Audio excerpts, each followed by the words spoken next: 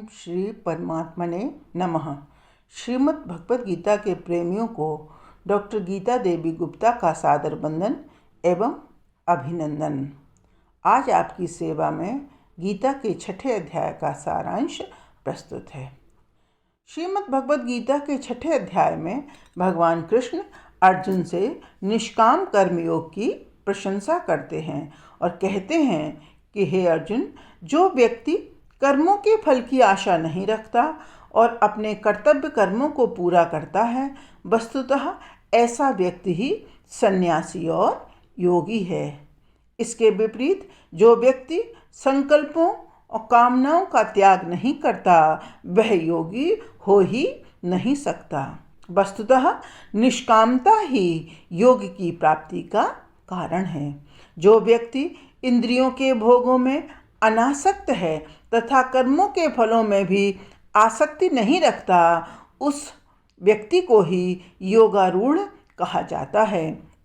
हे अर्जुन, प्रत्येक व्यक्ति का कर्तव्य है कि वह संसार सागर से अपना उद्धार करे। वस्तुतः वही व्यक्ति अपनी आत्मा का मित्र है जो अपने उद्धार के प्रति सजग है। इसके विपरीत आचरण करने वाला तो व्यक्ति अपना शत्रु स्वयं ही है।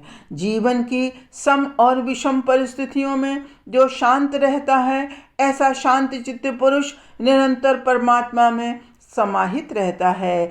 ऐसे व्यक्ति की निगाह में मिट्टी, पत्थर और सोना सभी समान होते हैं। ऐसा समबुद्धि वाला योगी श्रेष्ठ है। अतः ऐसे योगी को एकांत में अपनी आत्मा को परमात्मा में केंद्रित करना चाहिए। आत्मा को परमात्मा में कैसे केंद्रित किया जाए, इसका प्रकार यह है। हे अर्जुन, समतल तथा शुद्ध भूमि पर कुश और मृगशाल के आसन को बिछाकर मन को एकाग्र करके इंद्रियों को वश में करके योग अर्थात आत्मा को परमात्मा से जोड़ने का अभ्यास करना चाहिए। उसके लिए शरीर, गर्दन और सिर को एक सीध में रखकर अपनी दृष्टि को नाक के बिंदु अर्थात अग्रभाग पर केंद्रित करके मेरे परायण होकर स्थित होना चाहिए। इसके फलस्वरूप योगी साधक परम शांति को प्राप्त होता है। किंतु इस ध्यान योग को सिद्ध करने के लिए योगी का आहार, विहार, शयन आदि निश्चित होना चाहिए, क्योंकि यह ध्यान योग उसी का सफल होता है जो उचित भोजन, उचित कर्म, उचित समय पर सोता और जागता है। इस प्रकार योग का अभ्यास करता हुआ साधक जिस काल में परमात्मा में स्थिर हो जाता है, तब वह युक्त अर्थात परमात्मा से जुड़ा कहा जाता है। ऐसे साधक की उपमा वायु रहित स्थान पर जलते हुए दीपक से दी गई है। योगाभ्यास से परमात्मा में निरुद्ध योगी का चित्त जिस अवस्था में उपराम अर्थात तटस्थ हो जाता है, तब वह आत्मा द्वारा परमात्मा का साक्षात्कार करके परमात्मा में ही संतुष्ट रहता है। हे अर्जुन, परमात्मा में अवस्थिति से बढ़कर अन्य लाभ नहीं होता। ऐसा योगी फिर कभी परमात्मा स्वरूप से विचलित नहीं होता।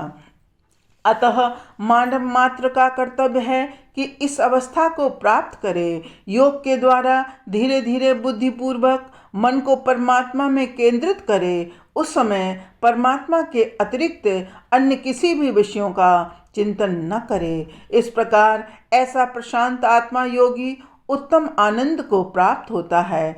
इस अवस्था को प्राप्त योगी सर्वत्र समदृष्टि के कारण आत्मा को संपूर्ण भूतों में और संपूर्ण भूतों को आत्मा में देखता है। वासुदेवः सर्वमिति। हे अर्जुन, उक्त साधक के लिए मैं अदृश्य नहीं होता और न ही वह साधक मेरे लिए अदृश्य होता है।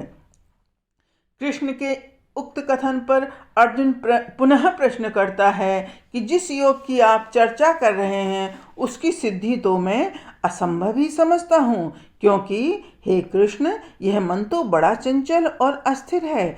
इस मन को एकाग्र करना, परमात्मा में निरुद्ध करना उसी प्रकार असंभव है जैसे वायु के प्रवाह को रोकना। तब कृष्ण कहते हैं कि हे अर्जुन, मैं तुम्हारी बात से पूरी तरह सहमत हूँ, पर इस मन को अभ्यास और वैराग्य के द्वारा वश में किया जाता है। जितेंद्रिय पुरुष ही इस योग को सहजता से प्राप्त करता है। इस कथन पर अर्जुन फिर अपनी शंका रखता हुआ पूछता है कि हे कृष्ण, यदि कोई व्यक्ति जिसकी श्रद्धा तो इस योग में है, पर अंतकाल में यदि उसका मन योग से विचलित हो जाए तो वह छिन्न भिन्न बादल की तरह उसका नाश तो नहीं हो जाता। तब कृष्ण कहते हैं कि हे अर्जुन, कल्याण के मार्ग पर कदम रखने वाले किसी भी व्यक्ति का कभी भी विनाश नहीं होता। जिस योगी का चित्त अंत समय में विचलित हो जाता है, वह स्वर्ग आदि उच्च लोकों को जाता है तथा पुण्यशील ज्ञानवान योगियों के कुल में पुनः जन्म लेता है, और इस जन्म में देह के पूर्व संस्कारों से वह उस बुद्धि योग को प्राप्त करता है जिससे वह परमात्मा को प्राप्त करता है।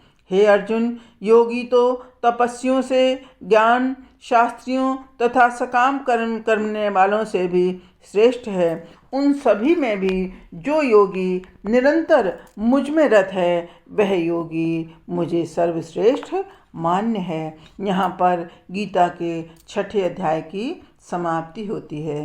धन्यवाद। कल्याणमस्तु।